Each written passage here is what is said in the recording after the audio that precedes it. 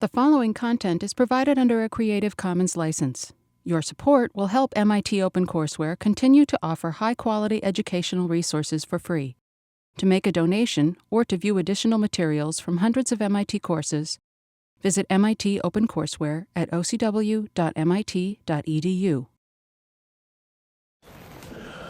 So I'm going to combine these two pieces together because they're obviously have a lot of overlap. Before you do that, would you mind talking about innovation? I think isn't that the course? Wait a minute. That's a good point. Specifically, Berger and a lot of the other readings specifically. Yeah, so Berger and the Jonas and Nam reading talked about how learning takes place at all points in the design cycle and how we're not really linking gains in, I know you're about to talk about this now, but I promise. In your readings, we talked about how we were basically the United States didn't conceive of innovation as existing in manufacturing. Will you hit on that now? Or are you good to Yeah, I mean, I can do that now. Okay. And it's not really in either of these readings, or briefly in the decline of U.S. manufacturing reading. We'll talk about this in depth next week when we dive into the origins of the U.S. innovation system, where it came from, where do the R&D agencies come from. But in essence, when the U.S. is constructing its innovation system in the course of World War II and the immediate aftermath, and we'll read, Vannevar Bush and talk about it next week. The problem that the U.S. faced, before the Second World War, the U.S. wasn't all that strong a science power, right? There were countries like Germany and Britain that were considerably further ahead by general worldview in science capability than the U.S.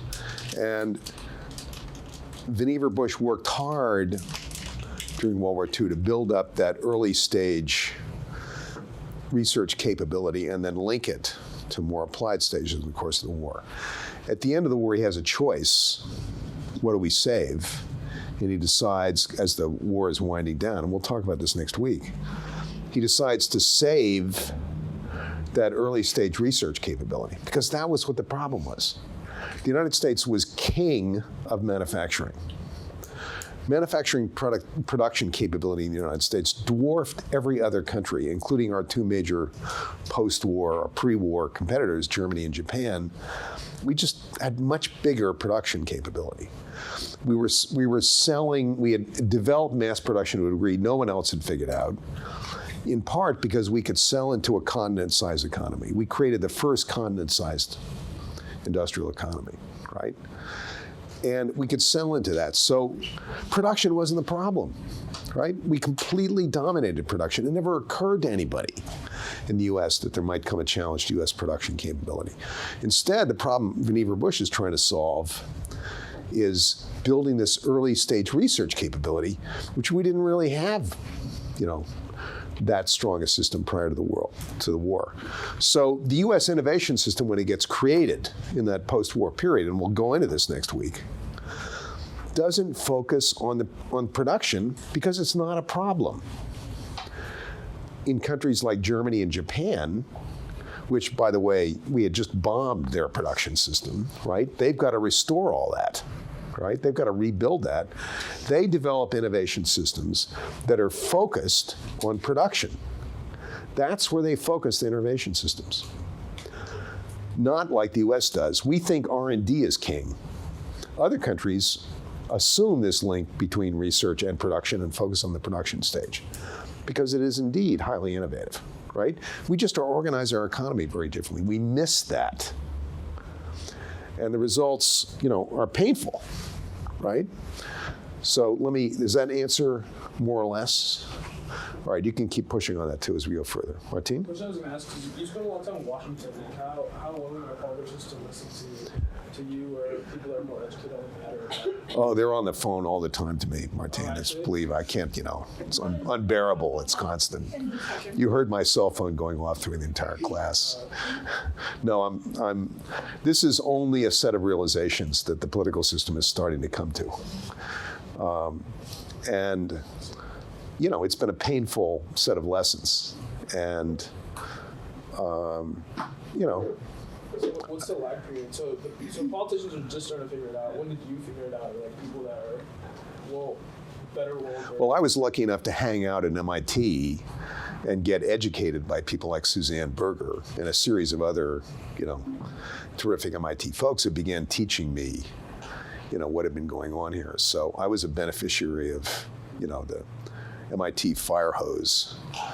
I got to stand in it for a significant period of time. And so, you know, my next book will be on manufacturing. So a lot of the snippets that you're seeing here will be carried over into that book, which MIT Press is publishing.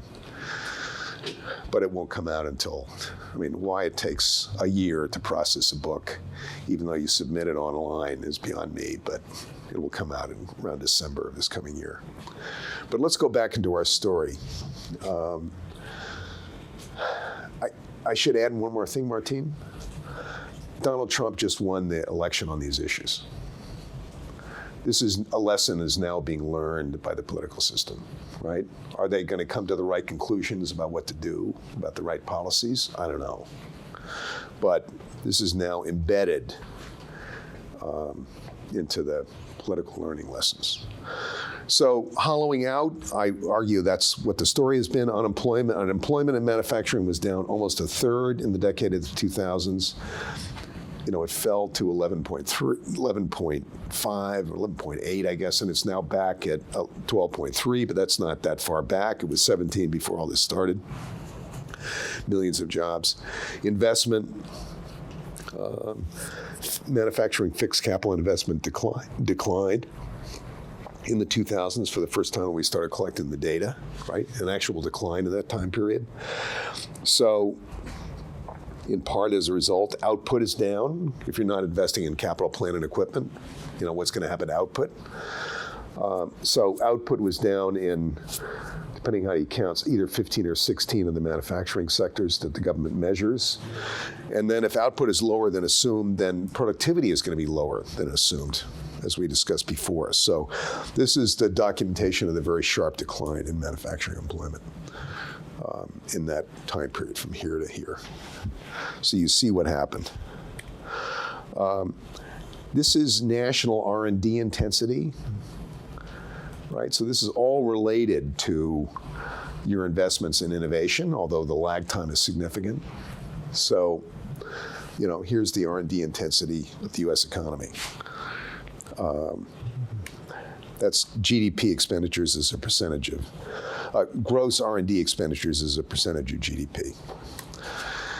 This is, we saw this earlier, this is the trade balance for high technology goods versus all manufactured products. Huge deficit in all manufactured goods in the US. Increasing deficit in advanced technology goods. Are you going to make this up on services? Well, services have been growing. But, you know, look at that growth rate compared to, you know, the fallout in the goods balance. Now, this good balance gets better because in the recession, we're not producing anything, right? So therefore, we aren't, you know, we aren't buying anything.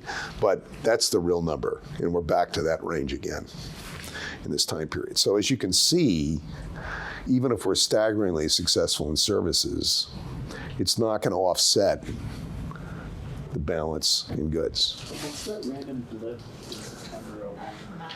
That's 9/11. Yeah, why did services increase? You know, I have no idea. I'd have to look at that. We certainly weren't flying many airplanes that week. Yeah. I'll have to take a look. So we've been assuming, as I said earlier, that we've been losing manufacturing jobs because of productivity gains, but that just really has not been the story. And this means then that we're not just going through a normal business cycle here. There's real structural effects here, right? And we're not going to get out of this by just coming out of a normal business cycle. In fact, we didn't get out of it by coming out of a normal business cycle. These manufacturing jobs are not coming back, right? They're gone. And therefore, you've got not a business cycle problem, but a structural problem. This is percentage loss in manufacturing jobs between 2000 and 2010 by state. So the green states lost 30 to 40% of their manufacturing jobs. The purple states lost over 40% of their manufacturing jobs. So think of what was going on in textiles and furniture in North Carolina, right? Or the auto sector in Michigan. But the overall picture, it's not a pretty picture, nationwide. So we've had kind of an American Brexit here with a lot of social disruption. So the manufacturing decline tended to create societal decline. So when we lost a third of the manufacturing jobs, historically manufacturing was an important middle-class pathway for particularly high school educated males. But full employment, full year employment for men with high school but not college degrees went from 76% in 1990 down to 68% in 2013. In other words, we may have unemployment now back to 4.9%, which is terrific news. But we don't count the structural decline of people who, in effect, have left the workforce, right? Which is still there as a deep structural problem. So the share of men that did not work at all in that time period with that level of education went from 11% in 1990 to 18% in 2013, which is a pretty staggering number. Most importantly, you can't measure this stuff by average income. Okay? You've got to measure it by median income because the gains of the upper middle class disguise the decline in the other income quintiles, right? So you've got to look at median income. Median income of men with no high school diploma fell 20% between 1990 and 2013, and men with a high school diploma or some college fell 13%. So there's a growing income split between college and non-college educated, and a major accompanying rise in income inequality. So David Otter's picture of this is of a barbell. And one of the bells, and Beth could tell us this, but one of the bells is growing. That's this upper middle class bell. And that community is doing quite well. But then there's a thinned out middle, and a lot of that thinned out middle has been pushed towards the other bell, which is a growing lower end, lower paid services sector. So we're thinning out the middle, right? And therefore creating this big economic inequality problem. I mean, this is in a country that created a democracy that delivered staggering social mobility to its population. Staggering, unprecedented in the world, right? And we're now bringing that to a close, right? We're shutting that down. What are we doing, right? And the social consequences of this are absolutely profound. So the election just told us, it completely disrupted the Republican Party and caused huge, across the board, all parties, disruption as well. It's an incredible message that just got delivered here in the United States, right? In wrestling with this and trying to understand it and figure out what to do about it, I think it's pretty fundamental to the future of the democracy. We will avoid this problem at our peril. So we've got a loss to middle income ranks, growing social inequality, and a whole post-industrial backlash that's going on here.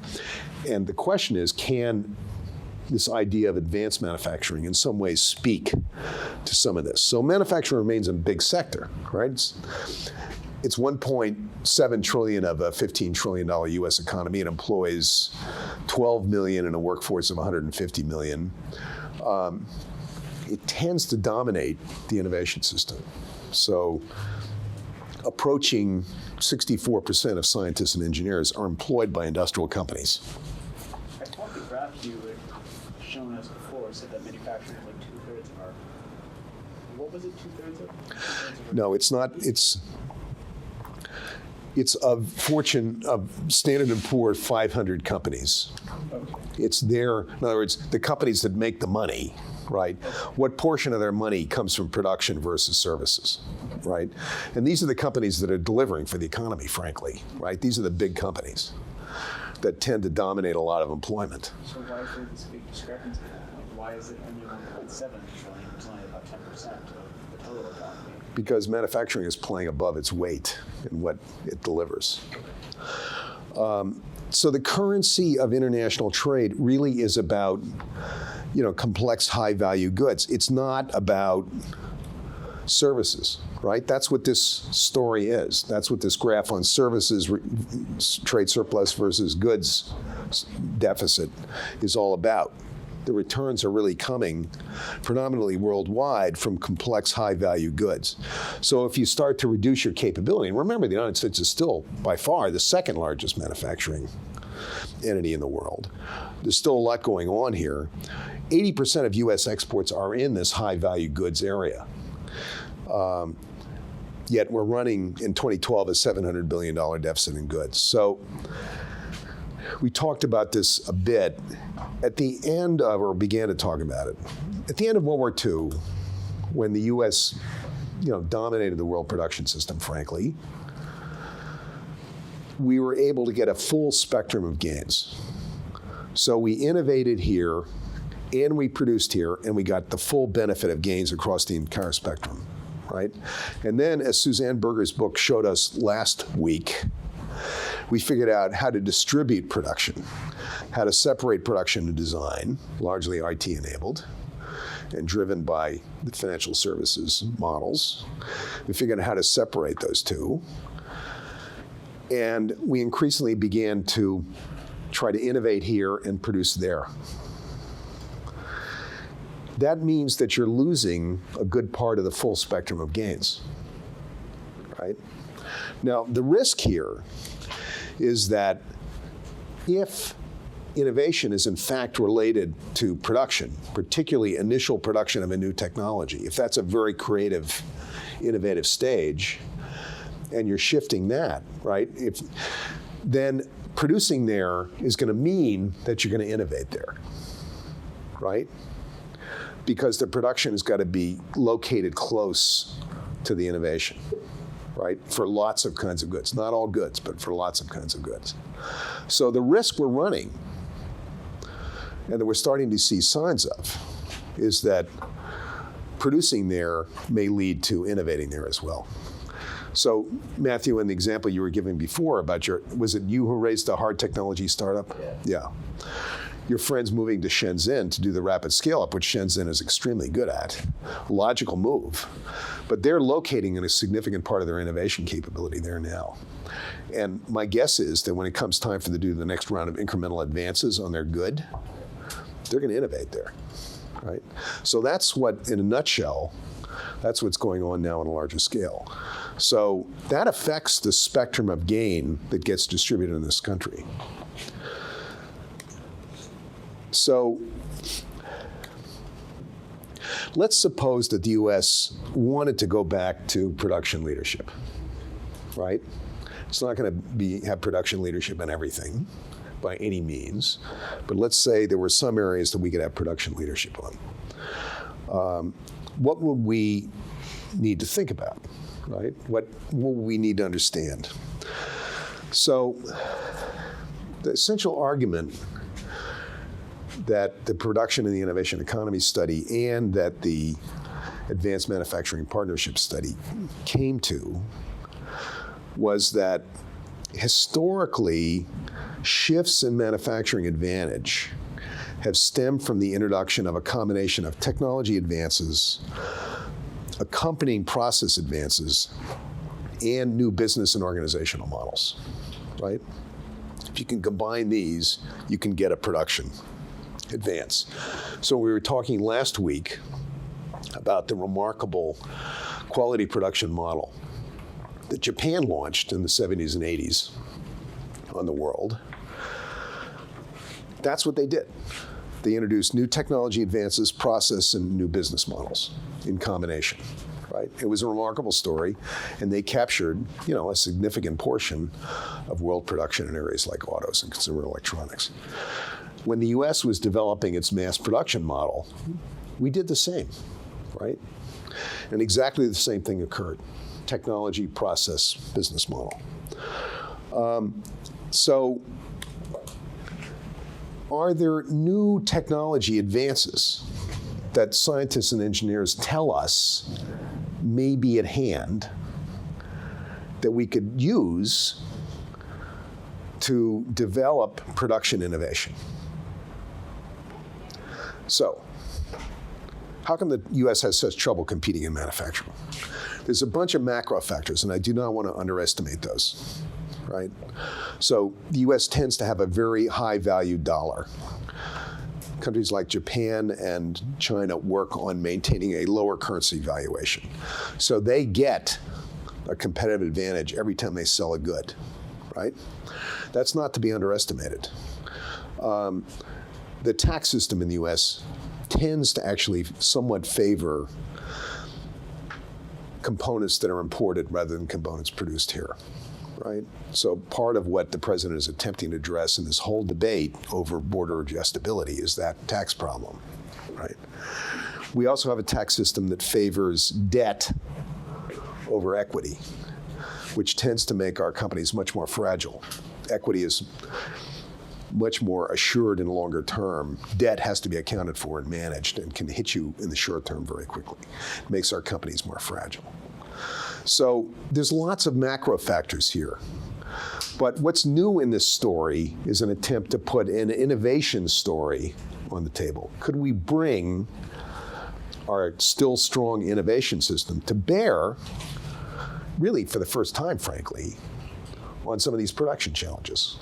Now, we did have an episode we talked about briefly with Semitech in the 1980s and early 90s, right? A challenge to semiconductor production led by Canon and Nissan Canon and Nikon in Japan. And the US organized what was in effect a manufacturing institute and got its production process down and went to creating much higher quality goods that could meet and match their global competitors. So that's the one kind of episode where we've tried to do something in the past, but there's been nothing like that since the early 90s. But the question that the point that the engineers and scientists seem to be telling us is that looks like there's a bunch of technology advances around which we could construct new production paradigms, like what Japan did on quality, like what the US did on mass production.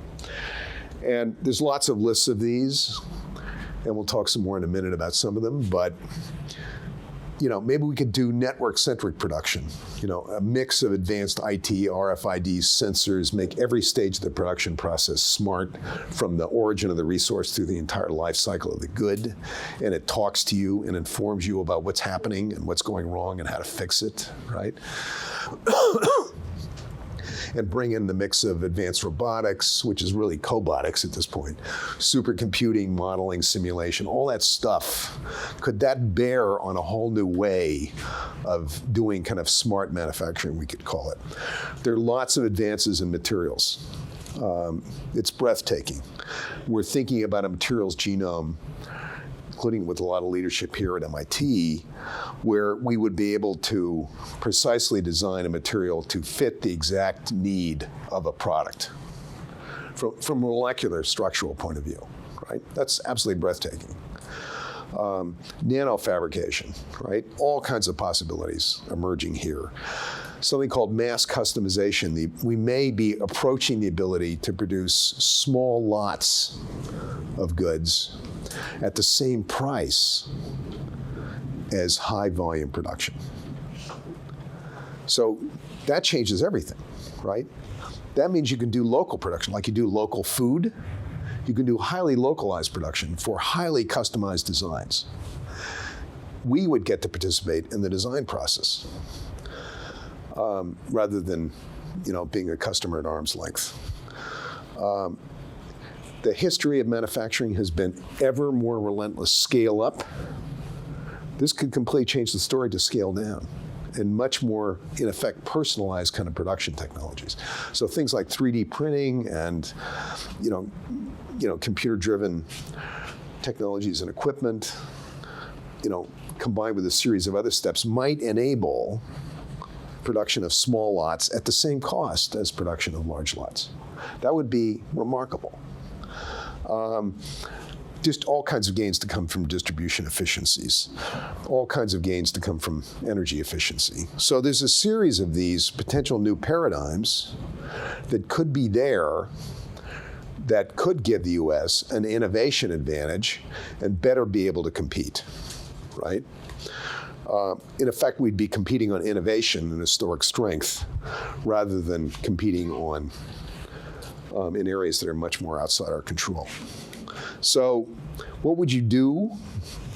Manufacturing is sectoral, right? Aerospace is really different than making cars, which is really different than electronics. But could you launch technology paradigms that create benefits across a series of these historic sectors? Well, let's run it, right? So across the top are, a matrix of potential new paradigms, are a series of sectors, and on the left are new production paradigms. How do they match? Do they serve a lot of sectors? It looks like they do. So then you're getting a multiplier out of your investment in a new production paradigm. Step 3, as we talked earlier, it's no longer manufacturing or services. The 21st century firm is probably going to combine the two to create tradable goods with tradable services. Step 4, we need to understand what our competitor nations are doing. We just talked about China. It's really important to understand the advances they've come up with. Production, there's a lot to learn. There's deep workforce issues, and there's some lessons from the way Germany does things, but that's not going to fit here too well. Maybe there are other models we can utilize. There's this deep financing problem. The financial services sector has gone to international modeling, and the end of face-to-face banking has really affected small and mid-sized manufacturers, as we talked about earlier. The focus on core competency and driving firms to go asset light has had a profound effect on industrial strength overall. These are big challenges. A lot of what's happened in manufacturing has been driven by financial services models. There's no kind of getting around that. It's hard to change these, but maybe we could think about ways of substituting on the venture capital problem we're having now, which is that it's largely not available to hard technologies. So that's kind of the story on these two readings. I'll just close with an image for you on how to understand employment in manufacturing. So think about an hourglass, okay? And at the top of the hourglass, here's the production moment. And there's, about 12 million workers there. Flowing into that production moment are all the resources, suppliers, component makers, and, as we talked about earlier, a large part of the R&D system, right? That's flowing into that production moment, and then flowing out of the production moment, whole distribution system, lots of services, lots of sales, life cycle of the product, repair, huge sectors. The top and the bottom of the hourglass are much bigger than that production moment. And through the hourglass are value chains of firms that are linked to each other, right? And when you snap the value chain by ending production, you're messing up those value chains. That's what we did in 2007 and 2008, right? We did it for the entire decade, but particularly at that time period, right? And it's very hard to reestablish these value chains. So the effects of manufacturing employment are not simply here. They're throughout the whole system. And look, on the other side of the coin, the jobs in manufacturing are not necessarily going to be here. They're going to be in the system, because the system is so interdependent. So manufacturing is well understood to be the strongest jobs multiplier. In other words, a manufacturing job leads to more jobs because of these interrelated value chains throughout the whole system, right? Services, much, much lower job multiplier. So if you affect manufacturing, you're affecting job multiplication throughout your whole economy, right? And the reality is that the jobs in manufacturing need to be seen as part of this system, right? Not simply at the production moment. And we've been affecting the whole system. Now, if you substitute an imported good for a US produced good, then you can reestablish a good part of the distribution system, repair and so forth, right? But you don't reestablish the top end, right?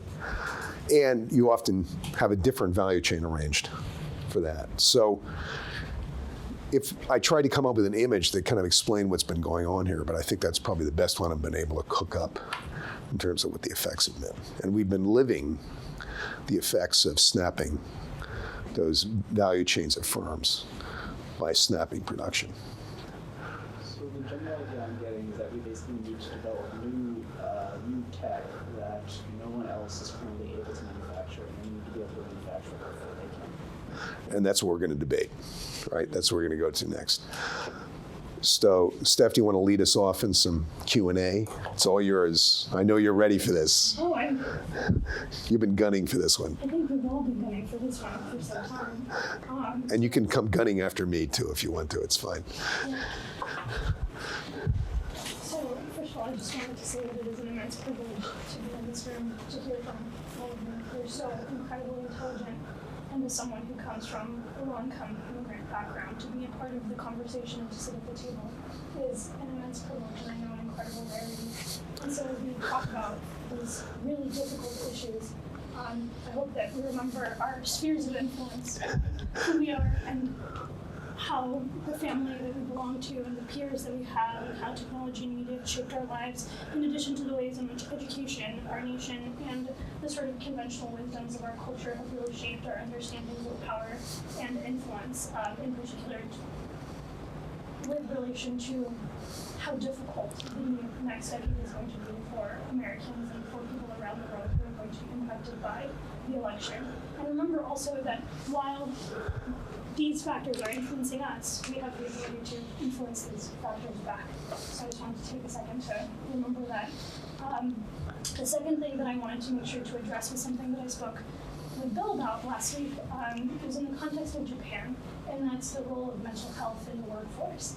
And Japan has one of the highest rates of suicide amongst labor workforce. And that has only been increasing over the last two decades, in particular because of the strenuous hours that workers are forced to attain, in addition to the enormous pressures to work for very influential firms, in addition to the fact that most of them stay at one firm their whole life, only switching if they're immensely uncomfortable and in a better position, which is obviously a rarity in our society. And to that point, the flip side of the story is that in the United States, there's also been a sharp increase in suicide amongst white population, in particular white rural peoples. And there's a study that came out last year in the Washington Post where in February of 2016, right, only a couple of months before the election, they made a very big point about talking about how rural women had an increase in suicide rates from 47% in the last 10 years, more than urban women, right? So rural women are disproportionately experiencing the impacts of the loss of manufacturing capabilities and the loss of dynamism in production, because they are the ones who have to ultimately bear the brunt of the home economics, right? And then in addition to that, white suicide generally has only decreased 1% since 1995, whereas suicide rates amongst Hispanics and African Americans, which were the groups surveyed, have decreased over 47% in the last 20 years. So the fact is that in addition to that, in the last decade, there's actually been an increase in white suicide as well, in particular after 2007 amongst white men. And so white men are now one of the, independent of people being targeted for homophobia, transphobia, etc., white men, and especially middle-aged white men, are the ones who are most at risk of committing suicide as a result of the downturn in the American economy. So 2007 crisis is a strong correlation with the increase of suicide amongst white males. So these are very real issues that we are dealing with, and I think I was sharing with Bill that one of the difficulties of having this conversation, I think in this room and across our home lives and our spheres of influence, is that I think it can be very hard to put ourselves in the shoes of the American manufacturer who has lost their job, right? It can be hard to understand the implications of what it means to be a person who is now facing a job loss or the extinction of their job opportunities, and now here we are talking about the potential for retraining programs, and what does that look like, and what opportunities will they have in the next decade and the next generation. And for myself, a moment where I felt this very intimately was maybe 2 weeks ago when I was studying for my CS 111 piece at Wellesley that's undertaking learning to code in Python. Right, and I'm doing it because I want to learn more about technology, as that's my concentration. And here I am having a panic attack, 10 p.m. on a Saturday night because I'm trying to figure out how to code. And I realize that, this is not my livelihood on the line, right? It's just me trying to learn something new just because I enjoy it. So I hope that we take the spirit of understanding and compassion in trying to figure out how it is that we can negotiate between protecting the communities that matter to us, as well as maintaining American competitiveness and collaboration on a global level, and at the same time remember the immense difficulties that people in our country are facing, and at the same time how difficult it is for the United States because we're in a compromised position, because so much of our economy has been built on the backs of laborers in developing countries. Right, so human rights exploitation is not something that we directly talk about in this course, but it's certainly something that is relevant. So I hope that as we enter this discussion, we keep all of those factors in mind. Again, approaching this with an open heart and open mind, and being able to critically assess these very difficult questions that we will have to deal with as emerging leaders in the field. With that, Steph, let me add something to your powerful points. We've talked in significant part of the effect of manufacturing decline on white males, right? Those were the data points that I brought to you. But we need to remember here something that's been going on that's every bit as powerful. In the post-World War II era, right? During World War II and in that post-World War II era, the African American community in the South goes through a great diaspora and moves north to seek an opportunity to break into the middle class with these industrial jobs, right? And it's a moment of incredible hope. There's actually a path forward with these, well-paid industrial jobs. And that community enters areas like the auto sector in significant numbers, right? And that's going to be the path ahead. And those hopes, in significant part, have now been totally wrecked, right? And we've got all over the country these shell cities. Think about Detroit. Think what's happened in Detroit, right? This is not simply, a white working class problem. This is a much deeper problem in our society that we're now just starting to think about and confront. So I just wanted to add that on top of your picture. There's a lot to be said, I think, for the differentiation of the impact. The other one thing I would add to that would also be the role of the exploitation of immigrant communities and rural areas in particular that benefit off of the manufacturing sector. For example, so my family members work at meat packing plants in Nebraska. Others work at production plants in other parts of Nebraska. And my life looks very different than theirs, right? Just because I got really lucky and got to go to school in Texas. And someone, invested in me, and then I got to go to Wellesley. Now my life looks different for the rest of, So as we think about the nuances of the implications of this election, the first question I wanted to start off with was actually that builds on the points that you were talking about earlier, specifically on this question of the America First framework. You mentioned how far can we see firms as customers who use their investment decisions as votes for different economies and markets. Outsourcing of U.S. firms can be seen as a reduced marginal utility of manufacturing investment.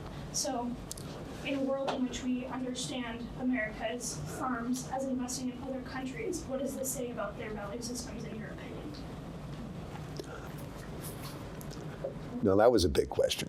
That was big.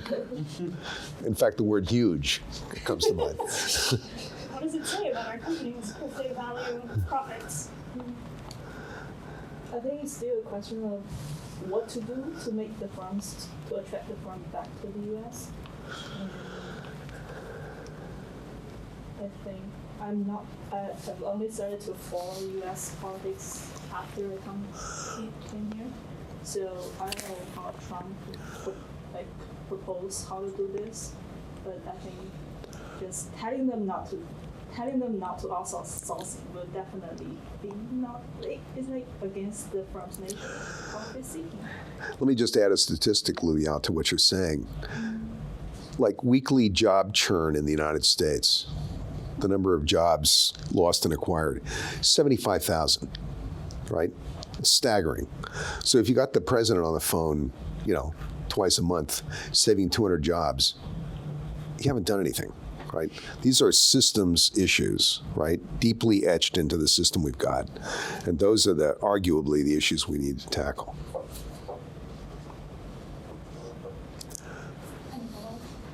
I don't know how much you can blame corporations for these decisions when, in general, at least for the larger ones, they're subject to their shareholders' wishes. Their shareholders want returns, but if you could get a large group of shareholders that said, we want you to make less money and build in America, or we're all going to sell and your company is going to lose all its value, then they could actually change something. But I feel like it's kind of like a big grassroots movement that would be necessary. Like the idea behind the divestment movement is to kind of encourage that, but even those groups, while they are growing in size, are too small to really make a big difference right now. So it would have to come from like.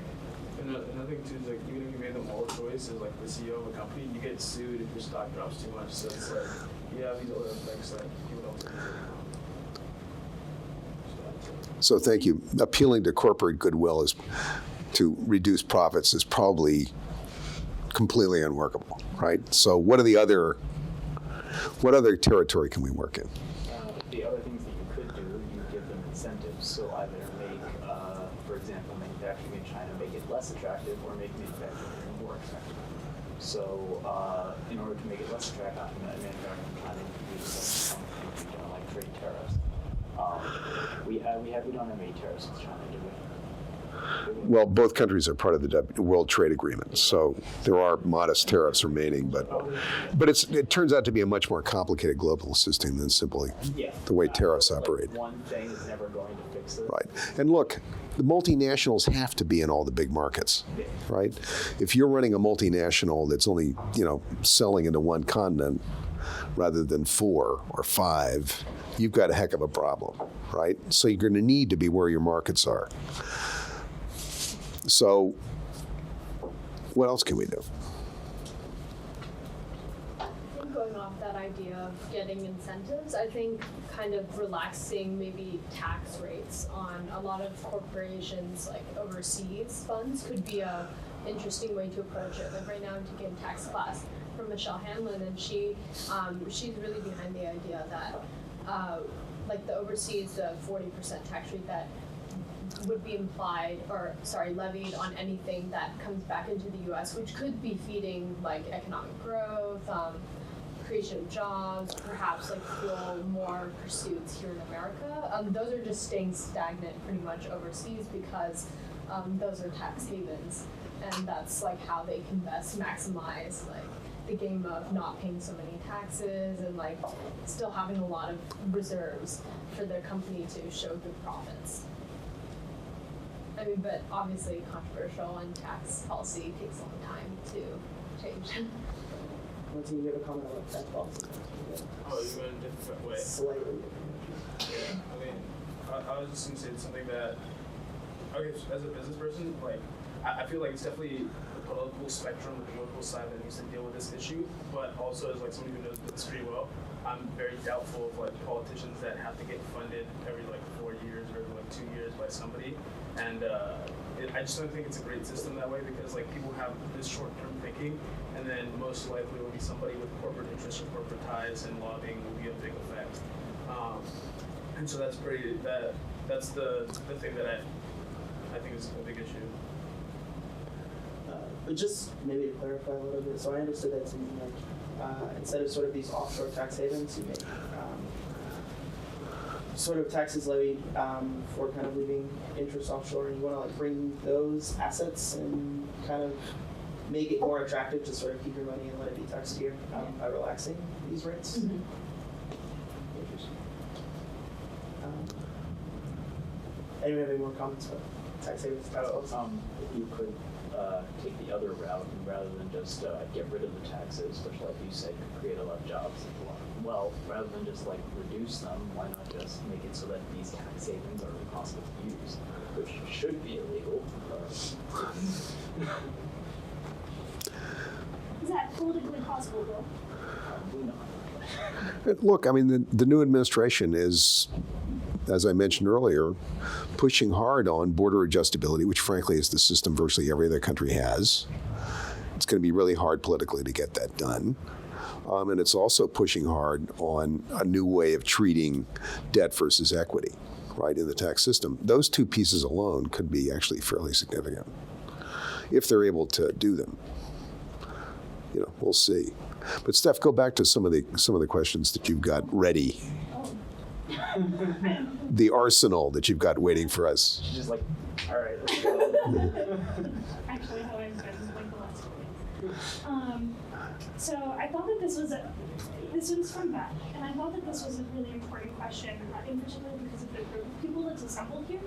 She asks, manufacturing is no longer seen as a cool or innovative job by many students, especially at MIT.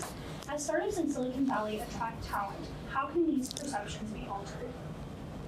This is really funny. I was just talking with a friend of mine from another school about this. We were watching Saturday Night Live, I think, and a GE commercial came on, and we commented how literally for the last few years, all of the GE commercials have not been about buy our product. They've been please come work for us. So they had this slew of them that were like, I don't know if you guys have seen them, but there was like the young kid who goes to his parents and says, I got a job at GE, or his parents, I got a job at GE, I'm going to be writing code that changes the world. And his parents are struggling to see that as an interesting thing because in their minds, GE is the big hammer, like they build big machinery, and it's very mechanical, old manufacturing style to them.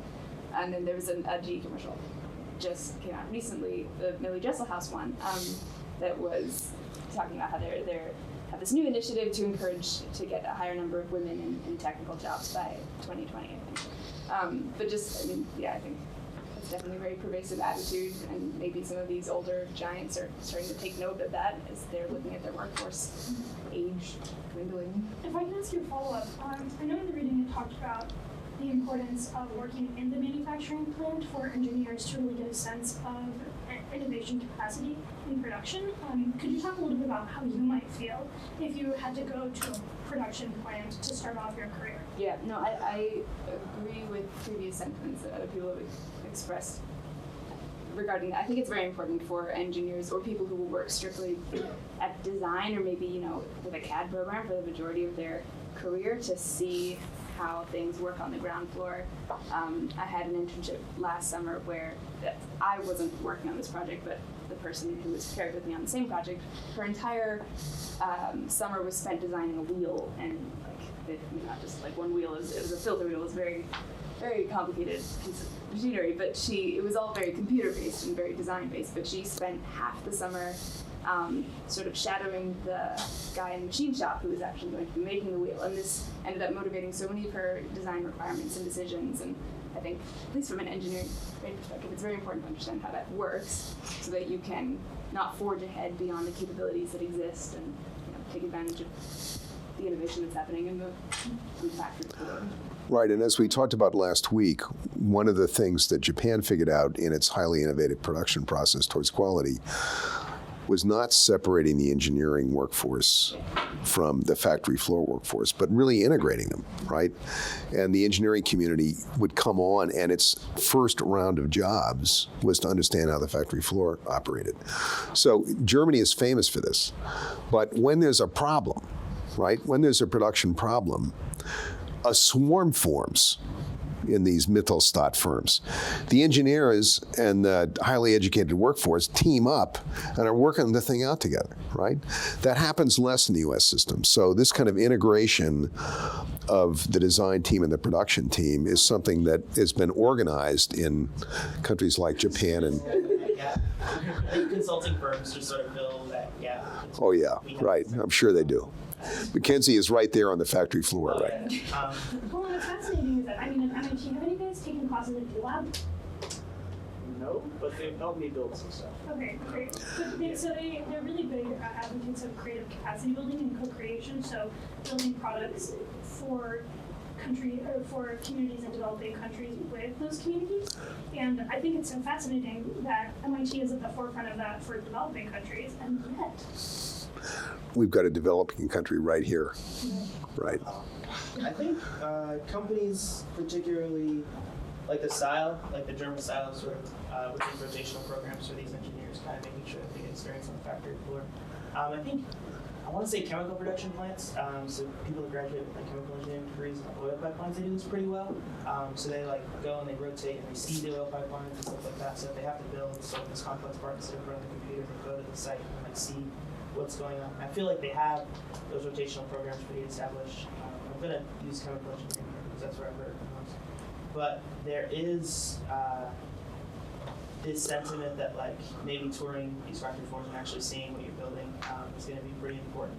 But I think the only other rotational programs that I hear about when people do sort of internships like this is in, I want to say finance. They do this very well. They sort of rotate you in different sectors. I think Goldman, like all the big banks have, sort of rotational programs where you have like your first 2 or 3 years. I think Visa does it as well. Everybody does it, but you basically spend a year or two working with a particular team with a particular focus, and then you tour kind of all up and down the pipeline. So if it's like asset management, you go top to bottom. Excellent. So if like you kind of transition and make sure that like these internships that people are getting sort of do more of that, and kind of mimic those models where like you rotate around and kind of see what's available, sort of integrating this pipeline, so you'll have a better idea of like what you're actually engineering for and like what these design processes are actually supposed to look like in the manufacturing. I want to call them that. So I've been thinking a couple things. One of that approach of forcing engineers to actually to basically get their hands dirty. I feel like it would make them happier because a lot of the people that go into engineering. I'll respond after. A lot of the people that go into engineering, they're the kids who like play with Legos and like they thought, oh, this is what engineering is going to be like, and then they find out it's a bunch of CAD drawings and Excel spreadsheets, and they're just like, wow, this is cool. This isn't exactly satisfying. I can't speak to everyone's experience. I can speak to mine, and I know that was one of my reactions. It's still like, yeah, you're designing something that's changing the world, but when it comes down to it, it's all on a computer. You're staring at a computer for 8 hours a day. So, and like you, as other people were saying, yeah, it definitely gives people exposure to concepts like machine tolerance and the ability for, I don't know, you realize that, hey, I can't actually, I can't design something that has design specifications within a femtometer. That's 10 to the negative 15 meters. It's 15, I think it's 15. It's small.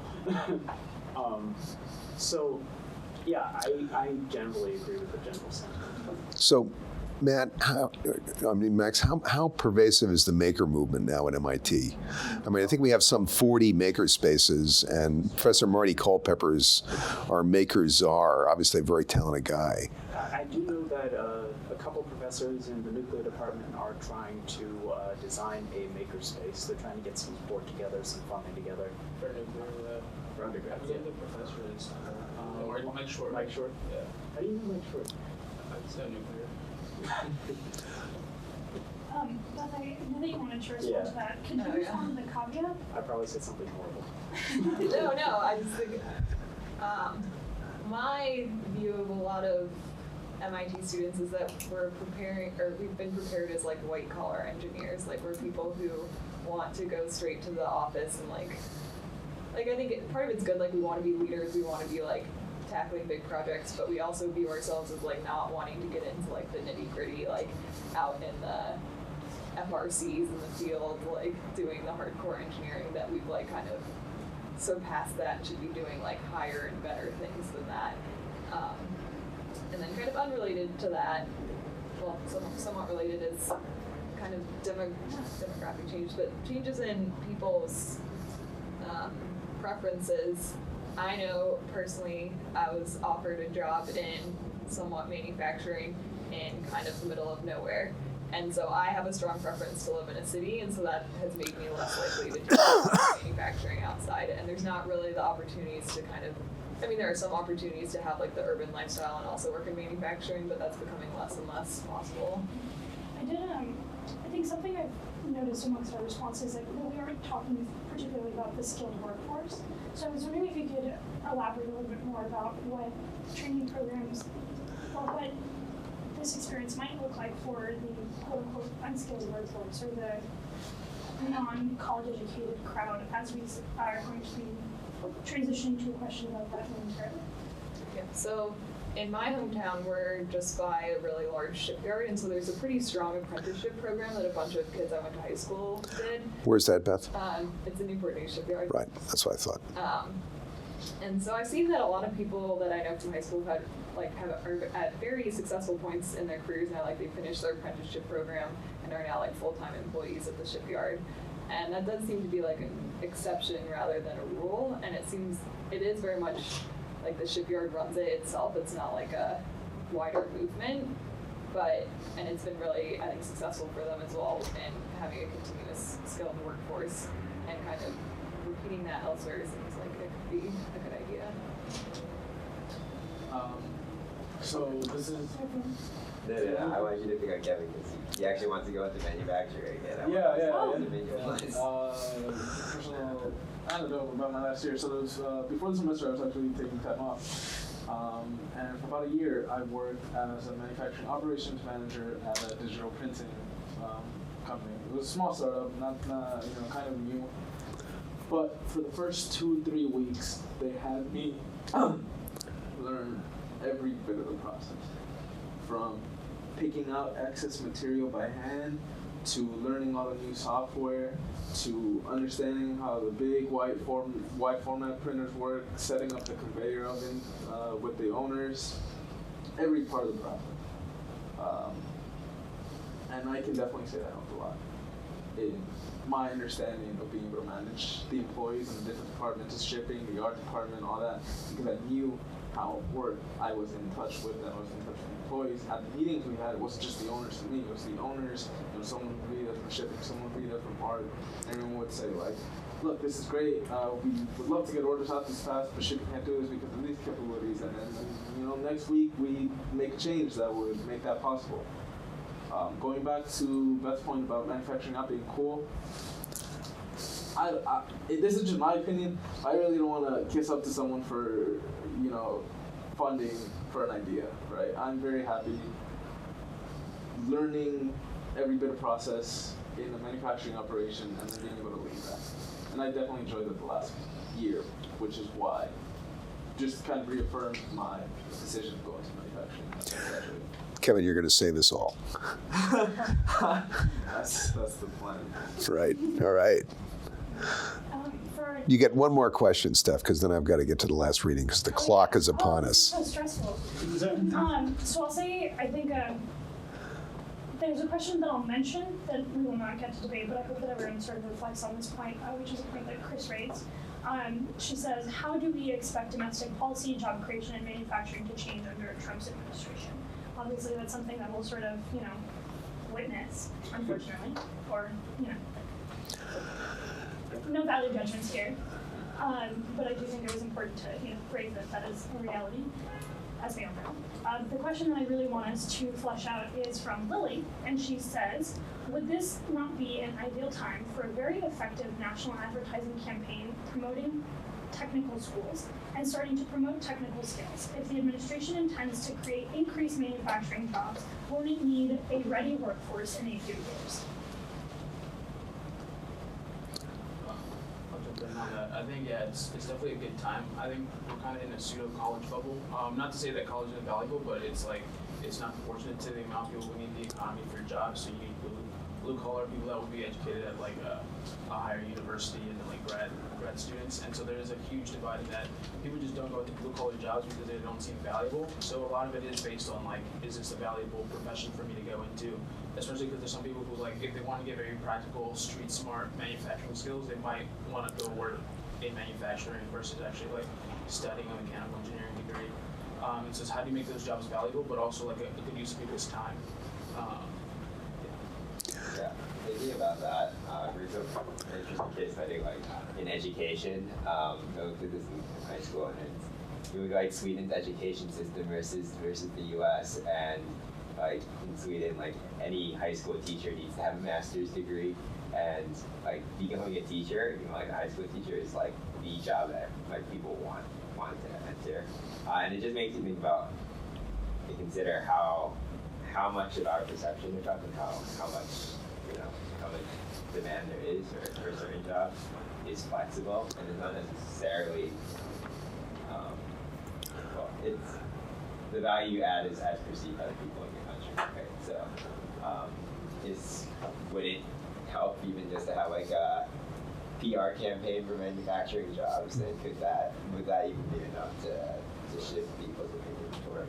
I mean, back to PR too, another thing too, I had dinner with like this guy who's the president of an energy company in Australia, and talked a lot about credibility, and that just seemed incredible. So like the GE commercial, like you could hear it and see, oh yeah, well, I don't really trust it, I don't believe it, because I know you're marketing to me, right? And there's a big thing in business, especially today, because people can kind of like sense bullshit, right? It's just like, yeah, that's not real. Because he used to be like, oh yeah, safety is a really big priority, and he would go, he was part of this like mining/energy company with oil, and he would go and he wouldn't wear his safety equipment, and he would go on the job and like in the field, and everyone would see him not wearing safety equipment, and then he'd go and like push forward, oh yeah, let's do like, we need to be very safe, guys, and they're like, well, you're the boss and you never do any of this, why should I listen to you? So it's like, how do you do it in a very credible way that people can actually see people that are successful? Because right now, who do you see as successful, right? It's mostly some college educated, like, I don't say white male, but it's definitely not women or minorities, right? Okay, good point. Well, I had a lot of considerations going into this question. One is wistfulness or hopefulness.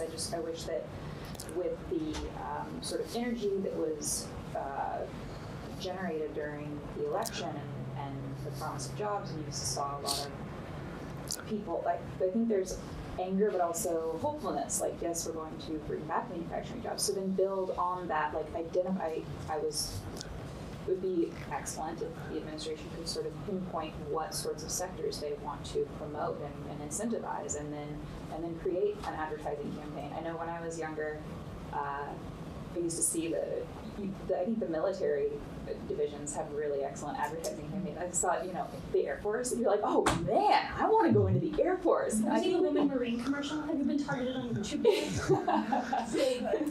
I don't watch enough TV these days. But I think that this would be an opportune time to do that, so that if you generate manufacturing jobs over the next couple of years, as they promised or intended, and more manufacturing jobs have come back over the last few years, as we've seen. So then have that ready workforce. Also, where I'm from a rural area, a farming area, and Missouri, where a lot of jobs have been lost over the last decade.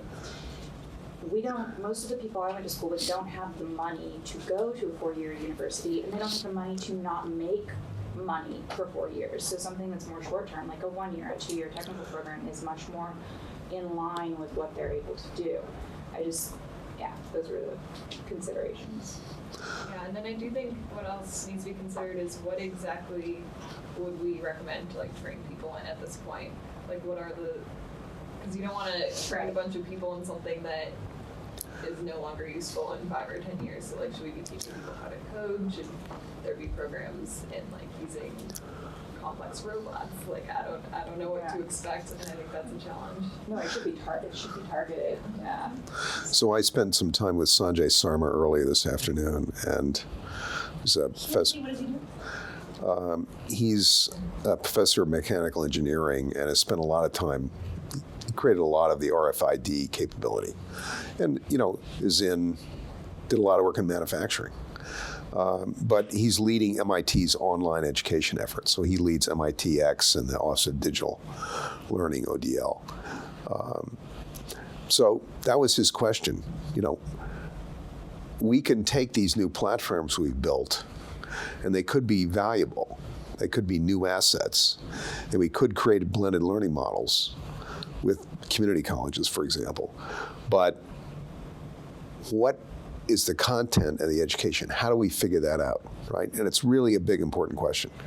And that's his central question at this point. He's ready to do it, but he's got to figure out a process by which to get to the answers of what are the most critical skills to educate for. Obviously, they're going to vary to some extent by sector, but that's a really big question. So, Steph, give us a closing comment. I'm prepared for this. I know you are. I think, carefully.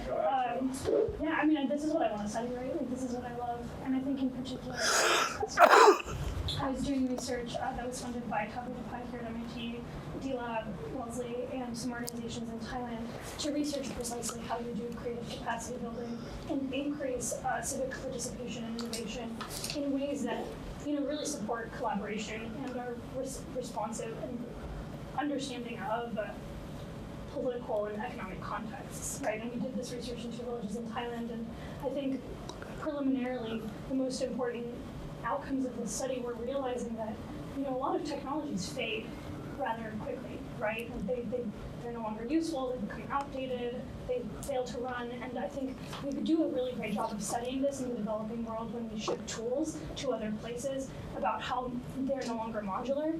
And I think we could apply that sort of same line of reasoning here to the United States about the ways in which we treat critical thinking education and the ways in which we make our education systems modular and understandable for all at every point, rather than teaching particular skills that may be outdated, because then they'll end up in crises like I had 2 Saturdays ago, crying in my room saying, like, why can't I get this problem? And I don't know that the kind of support system that's necessary for an initiative such as blended learning exists currently, and that's why I think it's so important to really assess cultural factors and also questions of support as we move forward with how to improve the innovation and manufacturing economy. All right, thank you. All right, so I'm going to just summarize this closing reading. We've talked a lot about the problems. This has been one attempt at a fix. So these 2 reports came out in 2012, 2014. They were prepared by a collaboration between major industry CEOs in a whole range of sectors and a group of university presidents who had particularly strong engineering wings, including MIT's president. So both Susan Hockfield at MIT and Raphael Reif at MIT were both co-chairs, university co-chairs of these 2 different reports, Susan for the 2012 one, Raphael for the 2014 one. So there's been a very major focus on these issues at MIT. MIT did the production of the innovation economy. It was, frankly, educating the administration on what the issues were. And then, surprise, the Obama administration came back and said, all right, put your money where your mouth is and help us pull these reports together. So I had the privilege of being part of a delegation of MIT folks to help in preparing these, and it was a fascinating experience. So there were essentially 4 recommendations that came out of these reports. There are transformative technologies, and could we develop, to achieve these transformative technologies in production, technology strategies that were linked to the R&D system? Could we implement manufacturing institutes and network the manufacturing institutes organized around these transformative technologies? Could we have, as part of the role of these manufacturing institutes, they would play a role in demand-driven workforce solutions? And then finally, could we develop a technology scale-up policy to deal with this scale-up problem? So these reports really focused on this stuff. They argued that we need innovation-based efficiency gains to compete with lower-cost, lower-wage nations. There's no substitute for that. The macro factors don't necessarily give us those solutions. We've got to put the innovation system on this problem, right? There's no getting around it. It's time. So there's 14 advanced manufacturing institutes now that have been set up all over the country. They are collaborative. They are industry, university, government. They are federal government seed funding, but matched often, more than overmatched by industry with seed funding as well from state and sometimes regional governments. They have a big test bed role, so they bring in the small and mid-sized manufacturers and put them as part of the innovation system, right? They're connecting the small and large manufacturers, just as in the German Fraunhofer model. They have a big test bed role in testing technologies out so that a small manufacturer would know how to play with them, right? Know how to work with them. And then they're organized around these potential new production paradigms. They're cost shared, as I said, between the federal government, industry, and the state government. So they're very collaborative. An example, what does advanced manufacturing technology look like? Here's a printed car, right? Concept to print, 6 weeks, 500 parts, took 24 hours to print this, right? That's a Shelby Cobra, it's electric, it's battery powered. Pretty interesting, right? It gives us some idea of what some of these capabilities are going to look like. What's the stage that the institutes are supposed to address?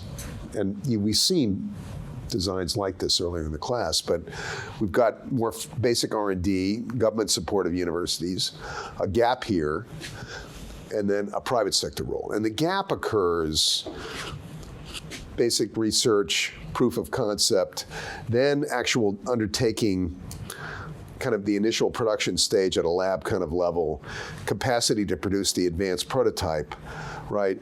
And the capability really about here to operate in a production environment, bring the technology to a production. That's where the gap is. It's in these stages here, right?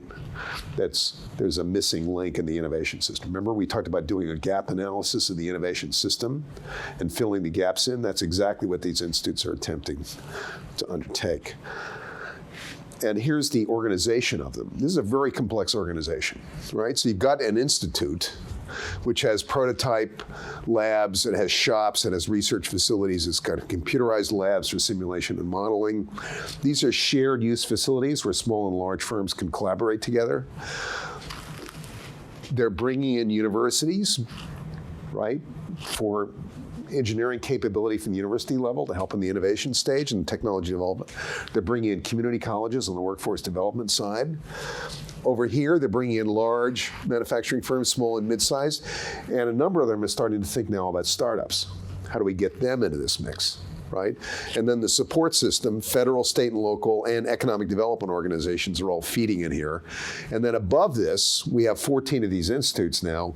Could we create a network of them so that we get learning across the system, right? So that's essentially the organizational design. It's a very complex model, right? What does an R&D agency typically do? It gives an award of, $300K to a principal investigator, right? As a Defense Department official told me, this is like standing up a country. You've got literally more than 100 actors involved in these manufacturing institutes. How do you coordinate them? How do you pull these things together? We've never tried to do anything as complicated as this in the R&D system. It's a real challenge. So this is the first group of manufacturing institutes. You can see that they're pretty distributed across the country. And then we have 5 more institutes since these were stood up.